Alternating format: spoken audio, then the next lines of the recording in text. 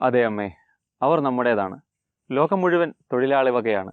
Maxim ഗോർക്കിയുടെ അമ്മ എന്ന നോവലിൽ പാവേൽ അമ്മ പെലാഗോയ നിലോവനയോട് പറയുന്ന വാക്കുകളാണ്. സോഷ്യലിസ്റ്റ് ആശയധാരയുടെ പ്രധാന ഇടങ്ങളിലൊന്നായ സോവിയറ്റ് റഷ്യയിൽ നിന്ന് തന്നെ നമുക്ക് ആ പറച്ചിലിനെ ഓർത്തെടുക്കാം. The world is nothing but a set of footnotes to the blood of workers. അതെ, ഈ ലോകം മുഴുവൻ തൊഴിലാളി വകയാണ്. ആർഗ്യുമെന്റേറ്റീവ് മല്ലു ഇന്ന് സംസാരിക്കുന്നത് തൊഴിലാളികളെ പറ്റിയാണ്.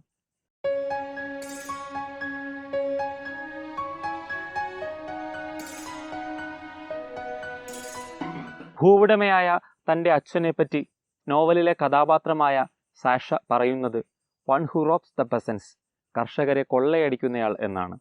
ഒരു തരത്തിൽ മുതലാളിത്തവും മൂലധന വ്യവസ്ഥയും കൊള്ളയടിയുടെ കൂടി കഥയാണ്. 2020 ഫെബ്രുവരിയിൽ അൽബേനിയയിലെ പോസം ടൗൺ ഉണർന്നത് ഒരു പറ്റം തൊഴിലാളികളുടെ സമരം കണ്ടുകൊണ്ടാണ്. ഇലക്ട്രിക് സ്റ്റേഷനുകളിലും ജലവിതരണ വകുപ്പുകളിലും മറ്റ് അനുബന്ധ തൊഴിലിടങ്ങളിലും ജോലി ചെയ്യുന്നവർക്ക് കഴിഞ്ഞ 27 മാസങ്ങളായിട്ട് ശമ്പളം കിട്ടുന്നില്ല. ഫ്രാൻസിലെ ദുബായിൽ ആമസോൺ എംപ്ലോയീസ് ആയിട്ടുള്ള 1700-ൽ 200-ലധികം തൊഴിലാളികൾ ഈയടുത്ത് തൊഴിലിടങ്ങളിൽ നിന്ന് വിട്ടുനിൽക്കുകയുണ്ടായി. തങ്ങളുടെ തൊഴിലിനോ തങ്ങളുടെ ആരോഗ്യത്തിനോ സുരക്ഷയ്ക്കോ എന്തെങ്കിലും ഭീഷണി ഉണ്ടാകുകയാണെങ്കിൽ തൊഴിലിടങ്ങളിൽ നിന്ന് മാറി നിൽക്കാം, വിട്ടുനിൽക്കാമെന്ന ഫ്രഞ്ച് ലേബർ കോഡ് അനുസരിച്ചായിരുന്നു ഇത്. എന്നാൽ ഈ കൊറോണ കാലത്ത് പോലും തൊഴിലിടങ്ങളിൽ നിന്ന് വിട്ടുനിൽക്കുന്ന, തങ്ങളുടെ സുരക്ഷയെ കരുതി, സമൂഹത്തിൻ്റെ സുരക്ഷയെ കരുതി തൊഴിലിടങ്ങളിൽ നിന്ന് വിട്ടുനിൽക്കുന്നവർക്ക് നഷ്ടപരിഹാര വേതനം പോലും നൽകാനാവില്ലെന്ന് ആഗോള ഭീമനായ ആമസോൺ പോലും പ്രഖ്യാപിക്കുന്നു. മുതലാളിത്തത്തിനോ മൂലധന വ്യവസ്ഥയ്ക്കോ തൊഴിലാളികളുടെ ആരോഗ്യമെന്നോ അവരുടെ സംരക്ഷണമെന്നോ യാതൊരു ചിന്തയുമില്ല. ഒരു ഘട്ടത്തിൽ ഈ നോവലിൽ ഫാക്ടറി പരിസരം വൃത്തിയാക്കുന്നതിനായി തൊഴിലാളികളുടെ വേതനത്തിൽ നിന്നു തന്നെ ഓരോ റൂബിളിൽ നിന്നും ഓരോ കോപ്പക്ക് വീതം പിരിച്ചെടുക്കാൻ ഫാക്ടറി അധികാരികൾ തിരിച്ചെടുക്കുന്നുണ്ട്. ലേബർ കോസ്റ്റ് മാക്സിമം കുറച്ച്, വർക്കിംഗ് കോസ്റ്റ് മാക്സിമം കുറച്ച് കൂടുതൽ പ്രോഫിറ്റ് ഉണ്ടാക്കുവാനുള്ള ക്യാപിറ്റലിസത്തിൻ്റെ ഒരുതരം തന്ത്രമാണിത്.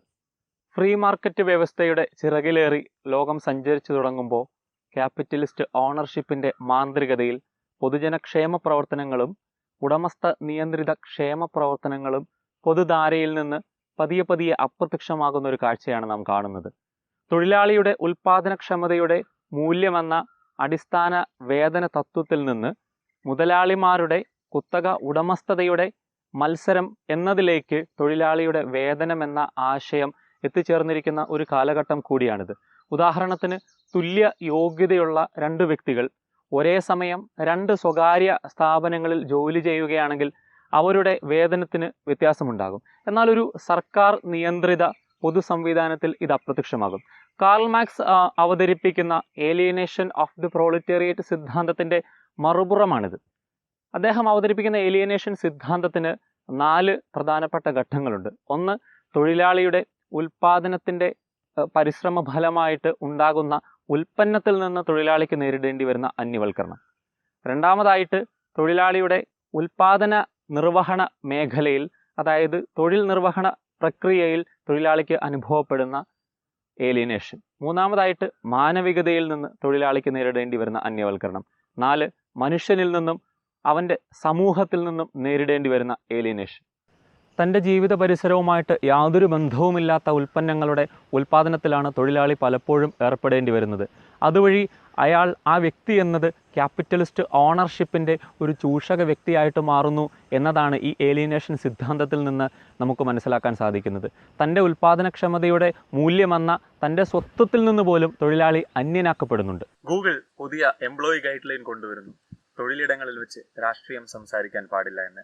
2019 നവംബറിൽ സാൻ ഫ്രാൻസിസ്കോയിൽ ഗൂഗിൾ ഓഫീസിന് മുമ്പിൽ ഒരു പറ്റം തൊഴിലാളികൾ തങ്ങളുടെ അവകാശങ്ങൾക്കായിട്ട് സമരം ചെയ്യുന്നു.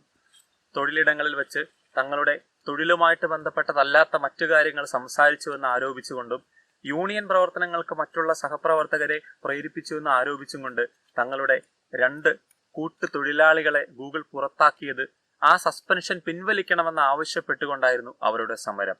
സ്റ്റേറ്റ് ക്യാപിറ്റലിസം നിലനിൽക്കുന്ന ചൈനയിൽ നിന്നും തൊഴിലാളി വിരുദ്ധമായ വാർത്തകൾ വരുന്നുണ്ട്.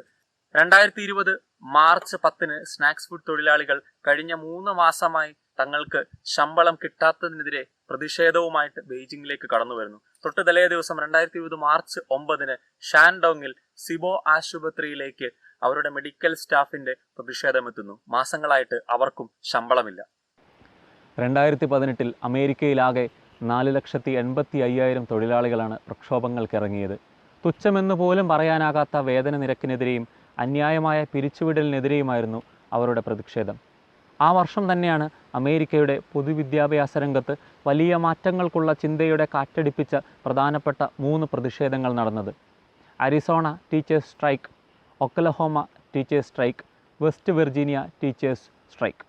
ഒക്ടോബറിൽ മാത്രം 4 സംസ്ഥാനങ്ങളിൽ നിന്നായി 6,000 തൊഴിലാളികളാണ് തൊഴിലിൽ നിന്ന് വിട്ടുനിന്നത്. അന്യായമായ പിരിച്ചുവിടലിനെതിരെയും ആവശ്യമായ ഇൻഫ്രാസ്ട്രക്ചർ സൗകര്യമില്ലാത്തതിനെതിരെയുമായിരുന്നു അവരുടെ സമരങ്ങൾ. 2020 ജനുവരിയിൽ മാത്രം 13,000 ആരോഗ്യ പ്രവർത്തകരാണ് അവരുടെ അവകാശങ്ങൾക്ക് വേണ്ടി അമേരിക്കയിൽ പ്രതിഷേധത്തിനിറങ്ങിയത്.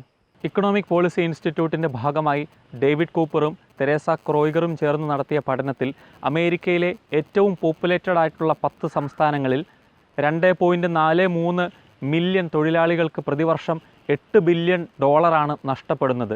മോഡേൺ ക്യാപിറ്റലിസത്തിൻ്റെ വേജ് തെഫ്റ്റ് എന്ന ചൂഷണമനുസരിച്ചാണിത്. തൊഴിലാളികളുടെ ഉൽപ്പാദനക്ഷമതയ്ക്ക് ആവശ്യമായ അവർക്ക് വേതനം നൽകാതിരിക്കുന്ന ഒരവസ്ഥയാണിത്. അമേരിക്കയിൽ ഏറ്റവും പോപ്പുലേറ്റഡ് ആയിട്ടുള്ള 10 സംസ്ഥാനങ്ങളിൽ മിനിമം വേജ് റേറ്റിന് താഴെയുള്ളവരുടെ ദാരിദ്ര്യ നിരക്ക് മിനിമം വേജ് റേറ്റിന് മുകളിലുള്ളവരുടെ 3 മടങ്ങ് ഇരട്ടിയാണ്, അതായത് 21%. ലോകത്തിൽ തൊഴിലാളികൾ അനുഭവിക്കുന്ന ചൂഷണവും അടിച്ചമർത്തലും ഈ ലോകത്തിൻ്റെ തന്നെ പരാജയമാണ്. തൊഴിലാളിക്ക് അവരുടെ ഉൽപ്പാദനക്ഷമതയ്ക്ക് ആവശ്യമായ വേതനം നൽകുക എന്നുള്ളത് ഈ ലോകത്തിന് അവരോടുള്ള കടപ്പാടാണ്. നമുക്ക് തൊഴിലാളികളെ ചേർത്ത് പിടിക്കാം. ഗോർക്കിയുടെ വാക്കുകൾ പോലെ ഈ ലോകം മുഴുവൻ തൊഴിലാളികളുടേതാണ്. നന്ദി.